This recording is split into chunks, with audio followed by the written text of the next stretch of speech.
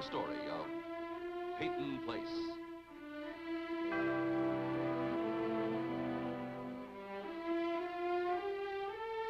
Starring Dorothy Malone as Constance Mackenzie, Warner Anderson as Matthew Swain, Ed Nelson as Michael Rossi, Mia Farrow as Allison Mackenzie, Ryan O'Neill as Rodney Harrington, and Barbara Parkins as Betty Anderson.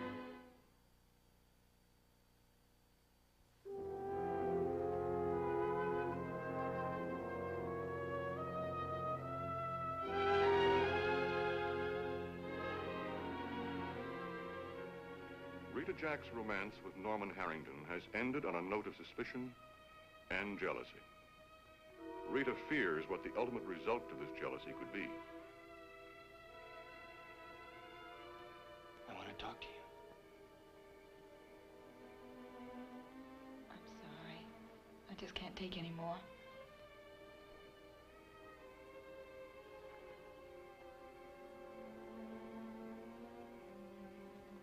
Not about that. Nothing to do with that, I promise. Strike me dead if I mention his name. I can't make it without you. Rita. Hi. Nice night. Warm and clear. Wonder how the clam bake turned out. Rod wasn't at home when I left, so I guess he and Allison managed to get along without us. Can't imagine how. Must have been a real bust.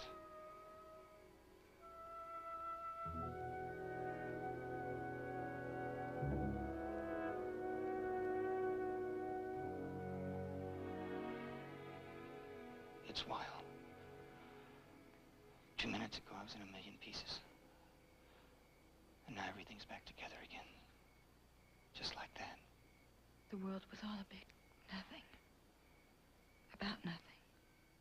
Like it had no meaning. You ever get that feeling?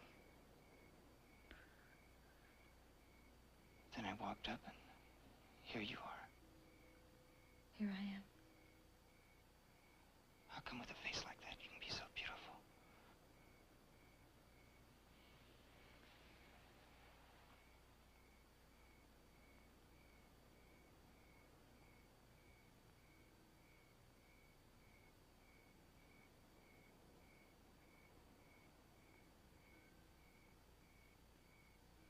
What is it?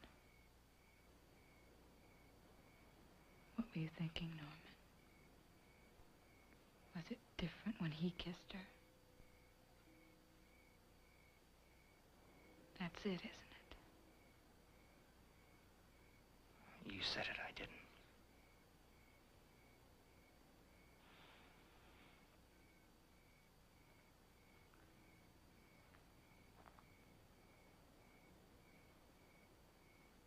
There'll always be a big question. And one more after that.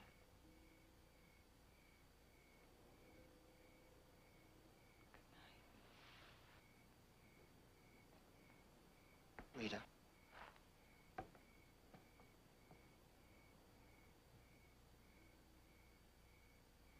Can we go back to what it was before? It's gone. We lost it. This time it's really gone. You don't mean that. It can never be like it was again. Because you'll never really believe me. And that's the truth, isn't it? No. Don't lie. Please don't lie to me.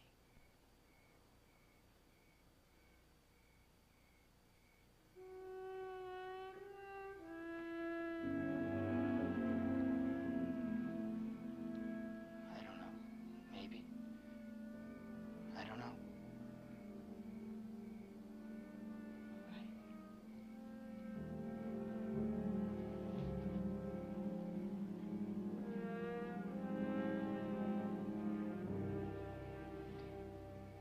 Unless you can believe me about Joe Chernow now, or anyone else now, or ever.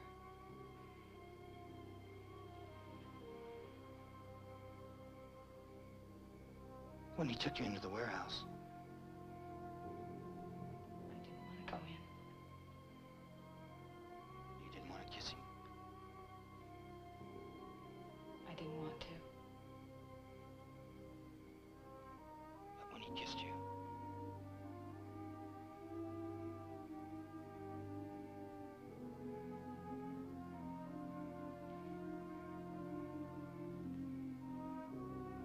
Rita. I kissed him back. For a moment. I couldn't help myself. For a moment. But it could never happen again. With Joe Chernick or anyone else. Now or ever. Now or ever. Rita. Are you sure?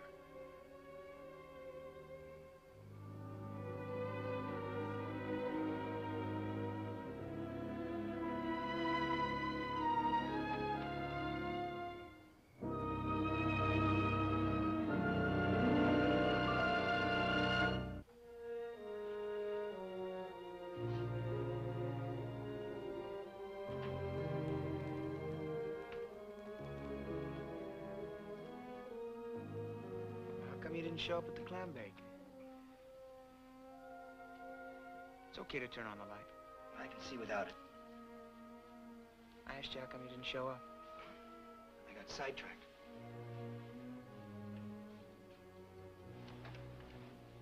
Hey, everything's all right, isn't it? Yeah.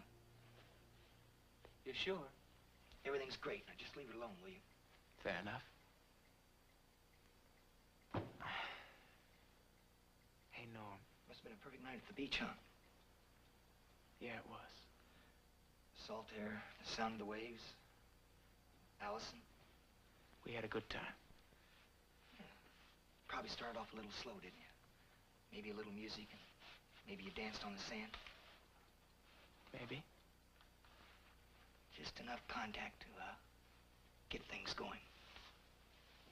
We had a transistor, we turned it on. We danced. And then you talked about the future. I want to write, Rod. I want to write about the people I know, the things I know. And you said, that's wonderful, Allison.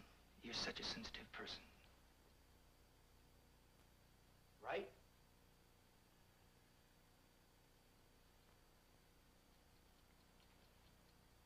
Not exactly.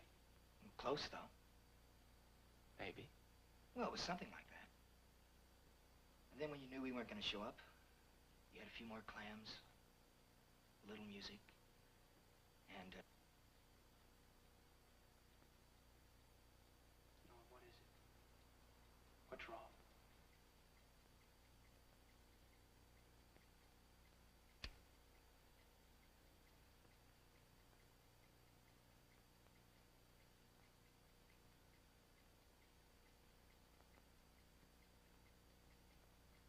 No.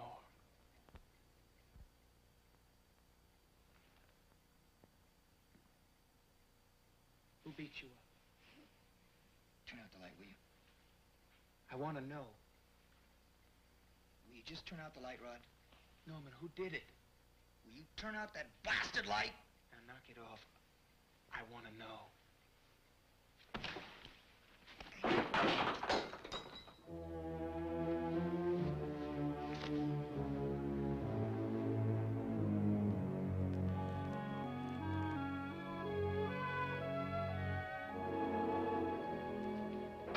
Morning, Doctor. Morning, Pete.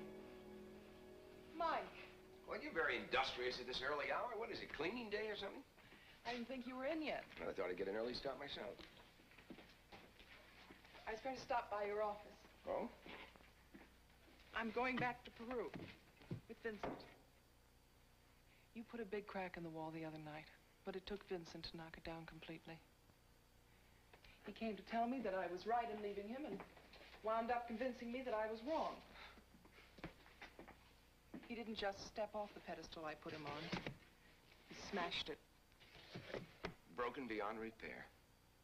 We don't need it anymore. I find he's a bigger man without it. Well, congratulations, Mrs. Markham. Thank you, Doctor, for everything. Morning. Good morning. Good morning. Well, has Claire told you? Well, yes. Did you see my brother? Yesterday. Ah. Well, then I'm last of the Markham caravan to pay his respects. But not the least. When are you leaving? This afternoon. I'm sorry it's such short notice. Well, we're not that much understaffed, I guess, Claire. Well, you would have been if you'd accepted my offer. Yes. You know what he accused me of? He said I wanted a witness to the fact that I was willing to risk my life in the glorious cause of humanity. Wasn't that it? Diagnosis was more painful than the cure. Well, now that you've put Humpty Dumpty back together again, what other miracles do you have in mind to perform, Doctor? Well, you and your brother make quite a 1-2 punch. He furnishes the ammunition and you light the fuse. What you mean? Well, he generously donated to the doctor's hospital $10,000. Well, you never mentioned that to me. Maybe he doesn't have to anymore. What are you going to do with it? I don't know. No more sermons or lectures? Not even a handful of soft soap? Rossi, you're one of the better ones. Now, don't hoard your talent until the water's safe. Those maws of security have a way of eating it all away. Well, goodbye, Rossi. Goodbye. I'll miss our quiet talks. I'll never forget them. Goodbye.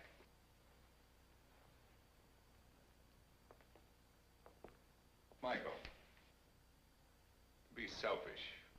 You are one of the better ones.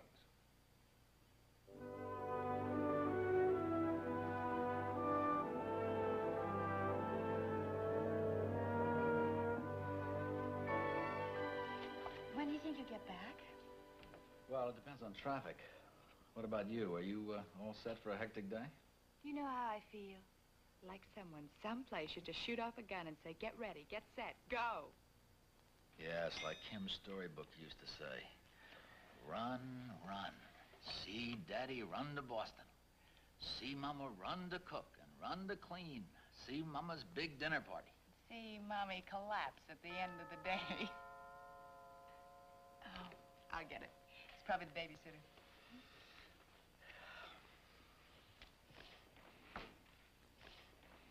All right, are you going to say goodbye to your daddy, my lovely kitty boo?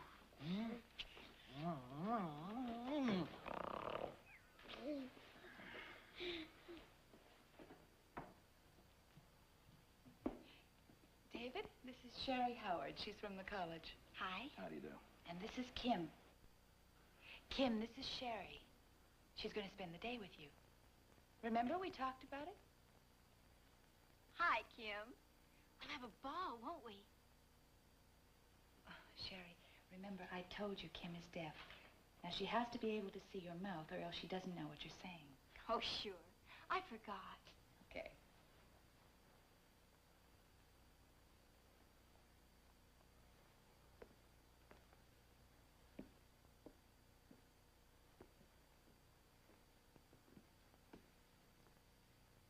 Hi, Kim. We will have a great time, won't we? No, you can speak faster than that. She understands. Oh, okay. Does she talk funny like some of them do? I mean, will I understand her? She won't talk at all. That's a relief. I had an uncle once who couldn't hear too well. He had one of those plugs and all. But he used to shout so loud it drove my Aunt Helen out of her head. Sherry, you and I are going to have a little talk. Now, Kim has a very special problem. Don't worry. I'll take care of her. Say, you won't mind, will you? I have to meet a friend of mine at the library this afternoon for a couple minutes. I'll take Kim along. No, I don't think you will. Sherry, there's been a change in plans. We're not going to need you after all. Just come with me. Now, this will pay you for coming here this morning, and you'll be able to keep your date